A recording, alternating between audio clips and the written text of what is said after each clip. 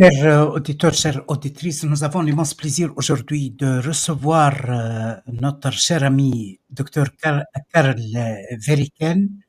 Karl Veriken, figure politique bien connue en France, expert en géoéconomie et chercheur à l'Institut Schiller. Merci infiniment, Monsieur Veriken, d'avoir accepté notre invitation. Merci. Merci. Merci beaucoup. Alors, aujourd'hui, j'aimerais bien décrypter avec vous l'actualité internationale, en commençant par les discussions américano-russes à Riyad concernant ce projet de cessez-le-feu en Ukraine. Comment vous voyez l'état d'avancement, les tensions autour de ces discussions, les menaces qui ont été adressées par Trump à Vladimir Poutine, Zelensky qui a senti, qui a confirmé qu'il est dépassé, limité au niveau de décision, au niveau de conception. Comment vous voyez la situation en général et l'éventualité d'avoir un cessez-le-feu? Oui, alors je pense toujours, comme dans ce genre de cas, c'est qu'il faut voir ce qu'on appelle en anglais le big picture, c'est-à-dire d'avoir la situation dans son ensemble. Ce qui a changé depuis le 18 février, quand il y a eu les premières rencontres donc, à Riyad, c'est qu'on assiste donc pour la première fois depuis 3 ans, Russes et Américains se sont parlé, ce qui est dans l'absolu évidemment un point essentiel et fondamental et positif. Et il y a une volonté d'une part et de l'autre de normalisation des relations entre les États-Unis et la Russie. Donc il y a des équipes qui ont été constituées. La rencontre, comme tout le monde a remarqué, ça n'a pas lieu à Helsinki, à Genève, à Paris ou à Londres, mais à Riyad, parce que en fait il y a une certaine communauté de vues entre le prince Abdallah, entre Mohammed bin Salman, excusez-moi, entre la Russie et les États-Unis. Donc cela a créé un problème dans le sens que il y a malheureusement un parti de la guerre anglo-américain qui est présent aux États-Unis et en Europe. Et ce parti de la guerre, évidemment, il craint que la paix va éclater. Donc, il faut éviter cela. Alors, depuis ce moment-là, donc, on a vu qu'il y a eu toute cette agitation autour du président Macron pour créer une alliance des pays, des volontaires, ce qui n'est pas sans rappeler ce qui s'est passé pendant la guerre d'Irak, hein, quand on a parlé de la coalition des volontaires, qui a été donc sur la base de mensonges, parce qu'on n'a jamais trouvé les armes de destruction de masse en Irak, d'aller faire une guerre qui a tué donc des milliers et des millions de gens.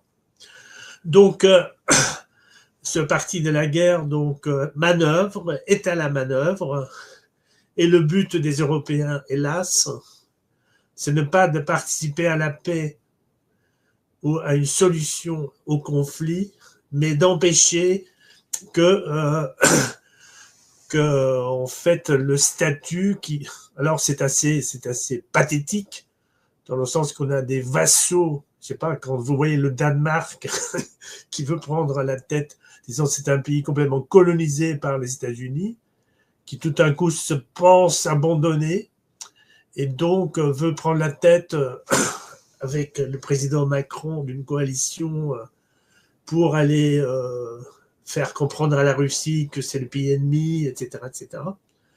Donc c'est vraiment assez pathétique. Alors dans ce sens-là, il y a, moi je dis, il y a donc deux ennemis pour. Je pense que Trump, en fait, pour ses propres, dans sa propre idéologie, son propre raisonnement, veut obtenir un accord de normalisation.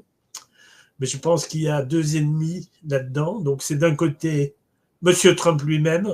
Je pense que le plus grand ennemi de Trump, il s'appelle Trump, parce qu'il joue contre son camp.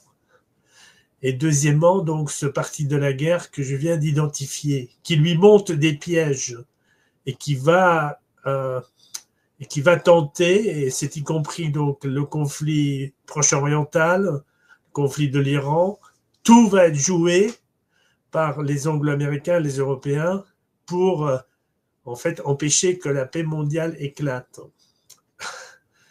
Alors, donc, quand je dis Trump est quelqu'un qui a... Un jour, on m'a demandé, est-ce que vous pensez que Trump pourra appliquer sa politique? J'avais répondu, ce serait une bonne nouvelle qu'il ait une politique.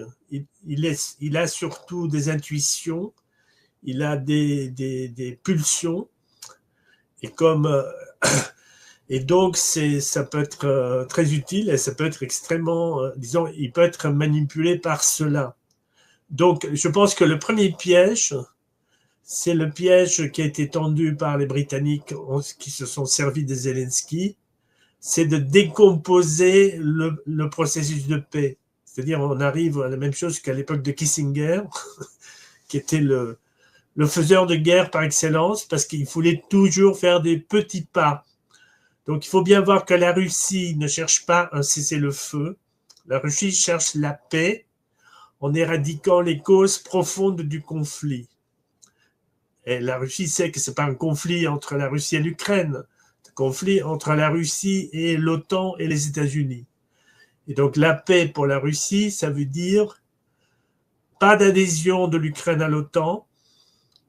Les Occidentaux ont menti, ils ont trahi leurs propres engagements depuis 1991. On avait clairement promis, et tous les documents et les témoignages de l'époque le confirment, y compris de Roland Dumas en France, on avait promis de ne pas installer l'OTAN et les armes à la frontière de la Russie. Donc, c'est une crise de Cuba à l'envers. Si les Russes avaient installé des fusées nucléaires à Cuba, c'était intolérable pour les États-Unis et tout le monde le comprenait.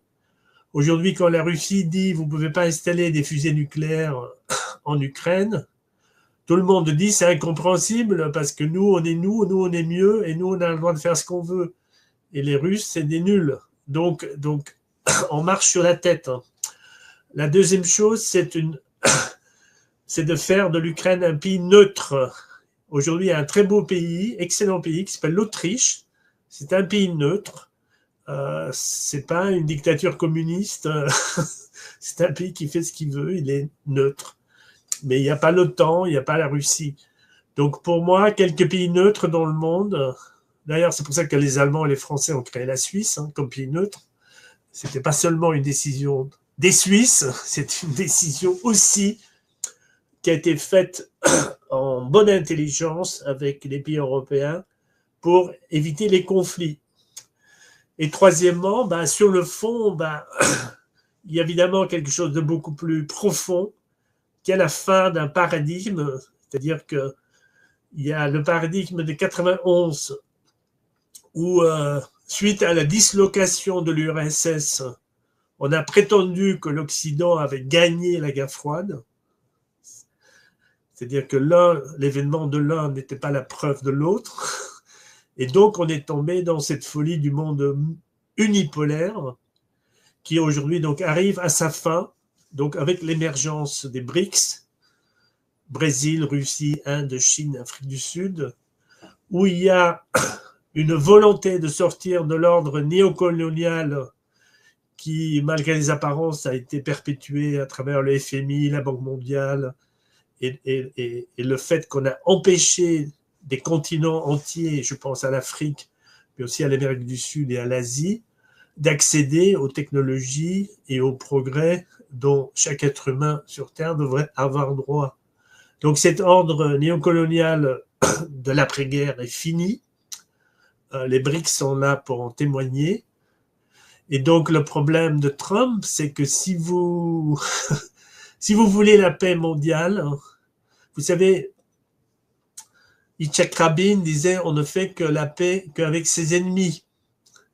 Si vous faites la paix avec vos copains, ça ne marchera jamais. Donc Trump est pris dans une... Donc je rajouterai à ça un proverbe africain que j'aime beaucoup, qui dit, si vous voulez aller vite, allez seul. Mais si vous voulez aller loin, allez avec les autres. Donc, Trump va d'un côté dire qu'il veut arrêter les guerres. Bon, très bien. Mais de l'autre côté, il dit tout pays qui veut sortir du dollar, je vais lui mettre des taxes à 200%. Et les Iraniens, s'ils abandonnent pas leurs missiles, vendredi dernier, donc il a dit, je suis prêt à les bombarder. Donc en faisant cela, Trump se discrédite dans les yeux de la Russie en tant que partenaire fiable pour la paix. Donc Trump fait avec son cerveau gauche ce qu'il essaye de faire avec son cerveau droit. Disons, il sabote avec son cerveau gauche, il est en train de tenter de faire avec son cerveau droit. Donc il y a ce problème-là, et ça le rend vulnérable aux manipulations. Donc je ne veux pas faire le procès. Moi, je suis ni pour ni contre Trump. Je pense à l'intérêt général et aux intérêts de chacun, parce que chaque peuple a le droit à l'autodétermination, à sa souveraineté, à son développement. Mais je pense que malheureusement, si Trump reste dans cette constellation mentale, il est extrêmement vulnérable. Donc il y a toutes sortes de pièges, comme l'affaire Signal. Donc on a divulgué des informations qu'ils n'auraient pas dû. Donc on est en train de pousser Trump dans des histoires. En le manipulant, on va l'amener à se fracasser la tête contre le mur. Et en fait, le potentiel, et je dis bien potentiel, de bien qu'il représente, risque d'être anéanti par ses ennemis qui vont surtout le manipuler lui pour le conduire dans des impasses.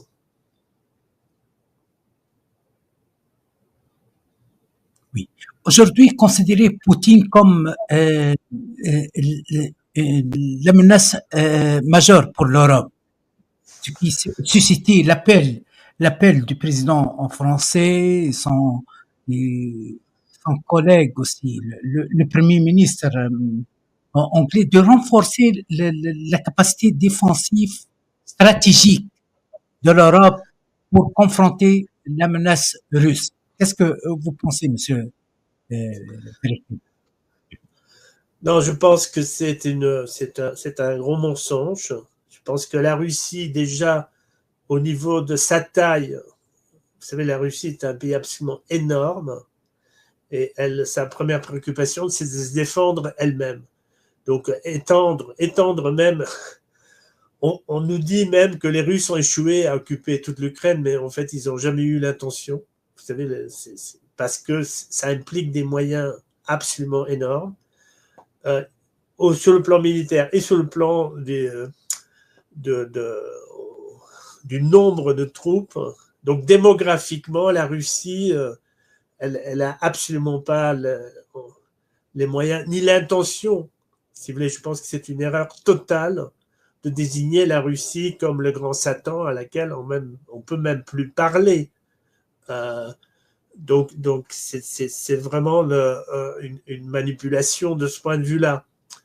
En plus, quand je vois, si vous voyez le niveau d'armement de la Russie, les nouvelles armes, je pense à la fusée Oreshnik, qui sont des fusées qui volent à une vitesse de Mach 10 et qui ont des trajectoires non balistiques, donc absolument inarrêtables, y compris avec les meilleurs systèmes de dépistage du point de vue antibalistique. Je ne pense pas que c'est en produisant quelques frégates et quelques rafales en plus, si vous voulez, on est dans la gesticulation.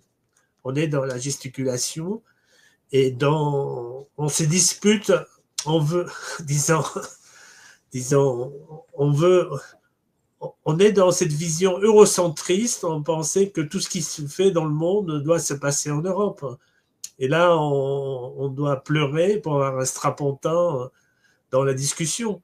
Les discussions ont lieu à Riyad et à Jeddah. Donc l'Europe n'est plus sur la carte. Donc vous avez Alors, le président Macron, qui est très très mal en France, hein, parce que on dit oui, c'est des régimes despotiques, ils n'ont même pas 30% de l'opinion publique favorable.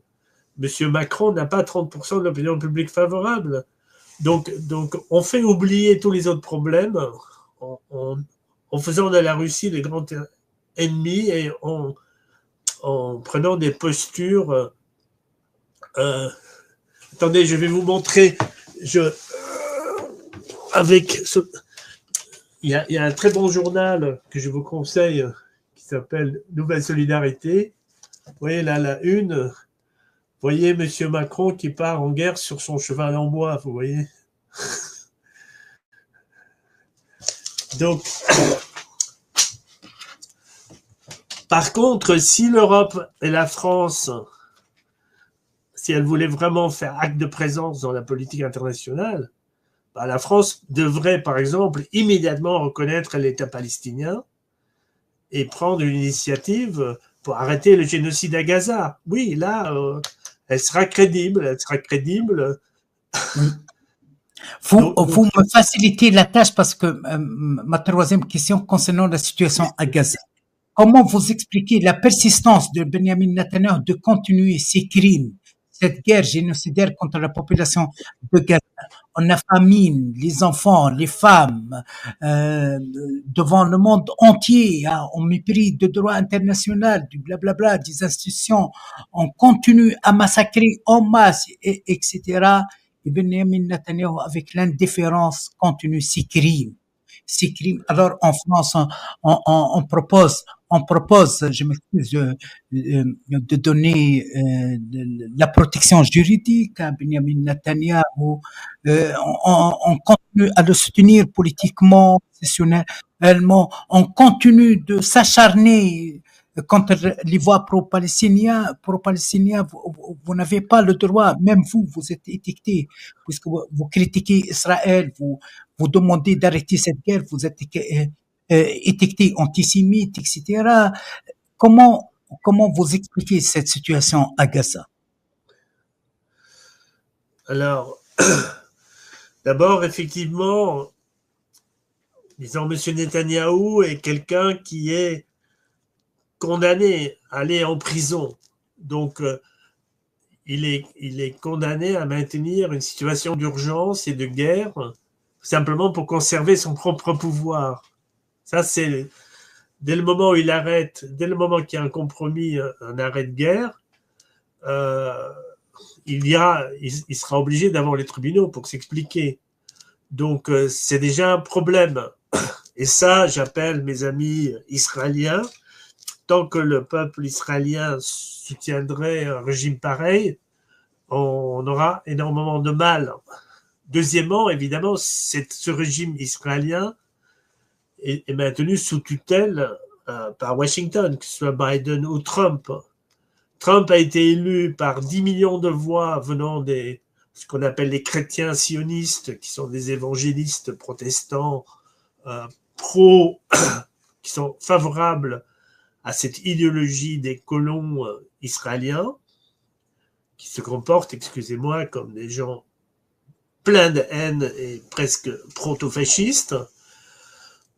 Donc, et Trump en plus donc a une relation, ça a été dénoncé en France par France Info, par le correspondant donc de France Info à Jérusalem, qui a dénoncé le fait que, vous savez, la personne qui a donné le plus d'argent à la réélection de Trump, c'est une femme qui s'appelle Myriam Adelson. Son mari s'appelait Charles Adelson. C'était le roi des casinos de Las Vegas. Donc, ils ont énormément d'argent tiré des jeux. C'est des Américano-Israéliens ou des Israélo-Américains. Et ils ont donné 20 millions à Trump en 2017. Ils ont donné 100 millions pour sa réélection. Et c'est elle est une amie de Trump. Donc, elle peut appeler le soir. Disons, le problème, c'est que Trump va plutôt l'écouter, elle, et satisfaire ses caprices, que d'écouter ses conseillers qui sont un petit peu mieux renseignés que elle. Donc c'est elle qui a obtenu l'annexion du Golan, c'est elle qui a exigé que l'ambassade américaine aille de Tel Aviv à Jérusalem. C'est elle aussi qui a exigé que Netanyahou soit forcé par les Américains de faire un accord avec la Hamas pour la libération des otages. Et c'est elle aussi qui demande que Trump donne le feu vert à Netanyahou pour l'annexion complète de la Cisjordanie. Donc là, effectivement, on a une politique, on envoie les bulldozers là, pour Gaza. Donc d'abord on bombarde, ensuite on va les bulldozers. Donc ce que Trump avait dit au moment de l'élection, c'est qu'il ferait tout pour permettre à Netanyahou de finir le travail. Bon, le travail, c'est bel et bien la disparition tout simple de l'État palestinien et des Palestiniens qui n'ont qu'à... Là, il y a déjà plusieurs dizaines de Palestiniens qui ont été envoyés en Indonésie pour voir si là-bas ils se sentent bien. Mais effectivement, tant qu'il y a cette combinaison de lâcheté européenne et de complaisance et de complicité américaine et de bourrage de crâne du peuple israélien sur place, en fait, cette chose sera inarrêtable. Et effectivement, je crains que même l'entreprise ou les menaces actuellement contre l'Iran, en fait, ça connecte un peu l'ensemble de ces éléments.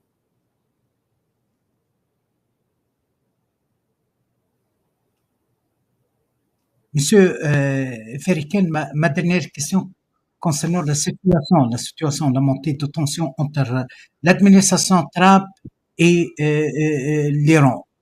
D'après vous, il y aura l'éventualité d'une attaque américaine contre la République islamique de l'Iran. Quelle sera la réaction de l'Iran, les impacts sur la région? Presque la région, il est dans une situation chaotique. Hein. Si on voit en Syrie, hein, en Syrie, le CIA, le Mossad, en collaboration avec les services de renseignement turcs, ont pu installer et nommer un vétéran de Al-Qaïda à la tête de la Syrie, etc.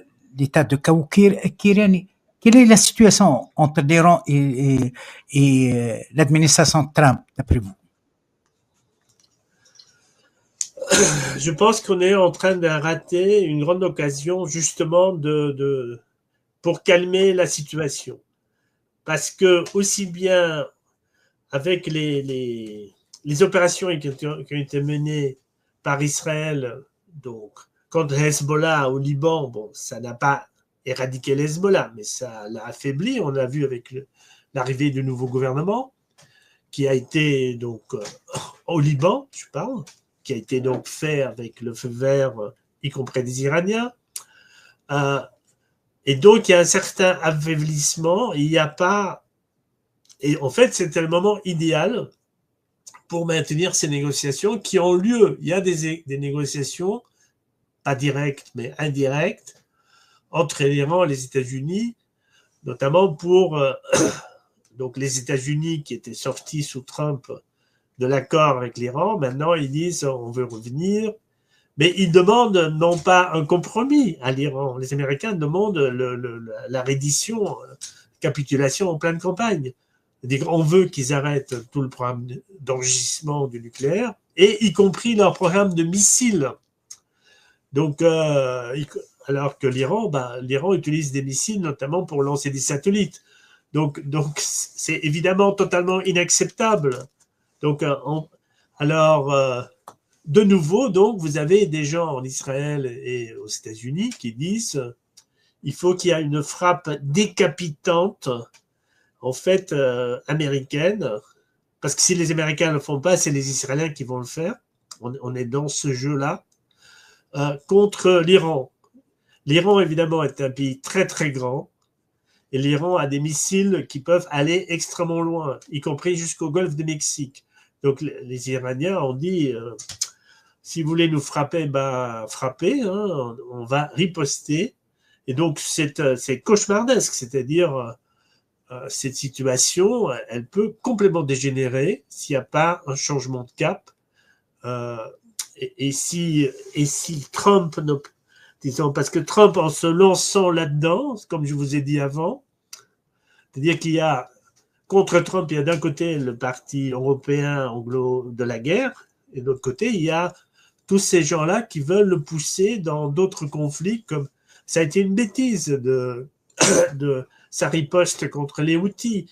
Donc petit à petit, on le pousse dans ces conflits régionaux, y compris avec des alliés de la Russie, parce que je vous signale quand même que l'Iran est un allié de la Russie, créant des conditions où il ne pourrait pas faire une paix durable ou une normalisation des relations avec la Russie.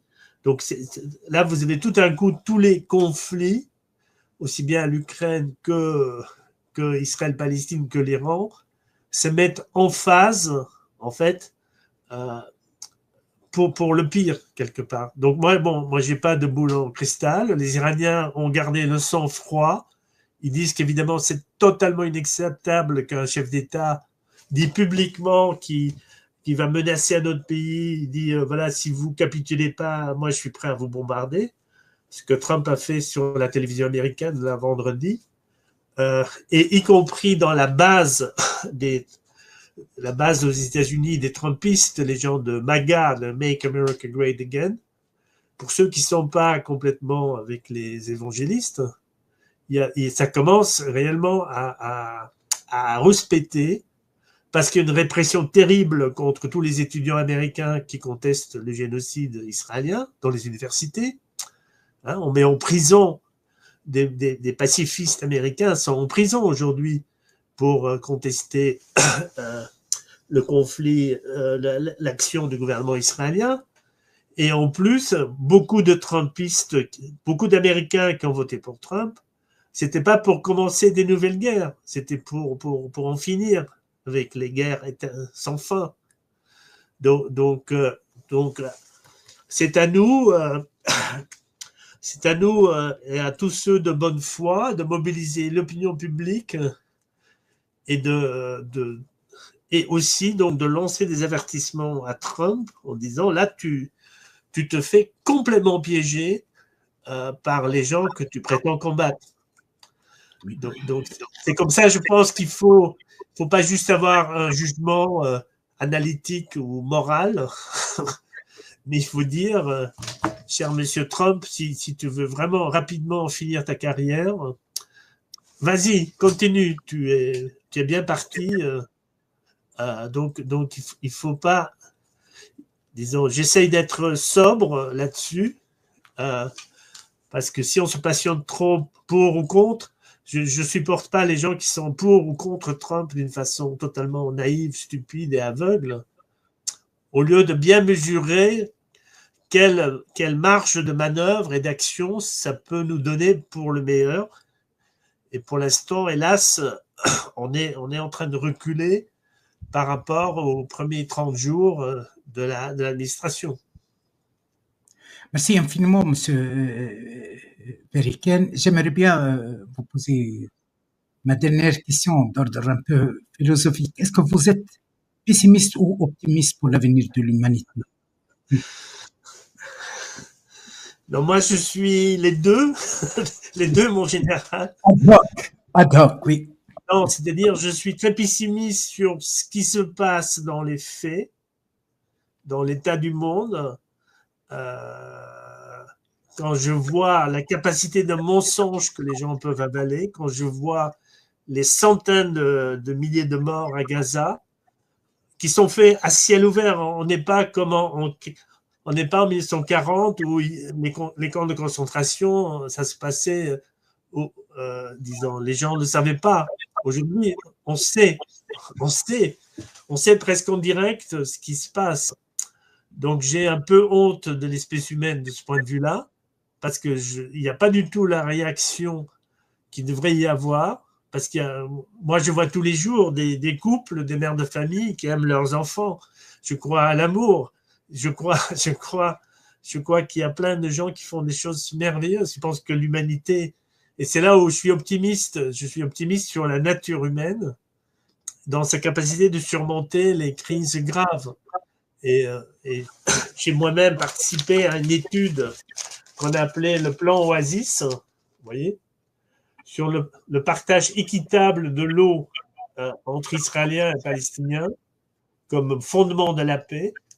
Donc je pense qu'il faut parfois partir de ces choses relativement simples qui sont l'eau pour retrouver un peu la raison et dire oui, j'oublie quelle couleur, quelle religion, quelle conviction est mon voisin. Je pense qu'on est tous dans le même monde et qu'on doit travailler ensemble pour résoudre des choses beaucoup plus graves, beaucoup plus essentielles et de sortir de cette déshumanisation qui nous conduit actuellement vers le pire.